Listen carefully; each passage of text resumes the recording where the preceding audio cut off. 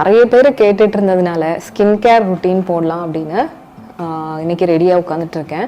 So first time இந்த மாதிரி உட்காந்து வீடியோ எடுக்கிறேன்னு நினைக்கிறேன் சேனலுக்கு.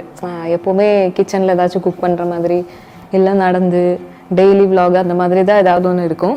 ஸோ இது ஃபஸ்ட் டைம் உட்காந்து பண்ணுறேன். ஸோ இது செட்டப் பண்ணது எல்லாமே நான் தான், சுயல் இல்லாதனால எல்லாமே தனியாகவே பண்ணிட்டேன். எப்படி இருக்கும் அவுட்புட் எப்படி இருக்குன்னு எனக்கு தெரியல.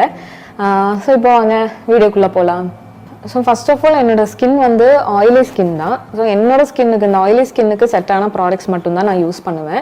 ஸோ எல்லா ப்ராடக்ட்ஸுமே நம்ம மாற்றி யூஸ் பண்ணி நம்ம ஸ்கின் எப்போவுமே டேமேஜ் பண்ணக்கூடாது. ஃபஸ்ட்டு நம்மளோட ஸ்கின் எந்த மாதிரி டைப் அப்படின்னு கண்டுபிடிக்கணும். என்னோடது ஆயிலினா ரொம்ப ஆயிலி கிடையாது, இந்த ரொம்ப பிம்பிள்ஸ் எல்லாம் வர அளவுக்கு ஆயிலின்னு கிடையாது, ஆயிலி ஸ்கின் தான். ஆனால் மார்னிங் எந்திரிச்ச உடனே ஃபேஸில் வந்து எப்போவுமே அந்த ஒரு ஆயிலி ஃபீலாக தான் இருக்கும்.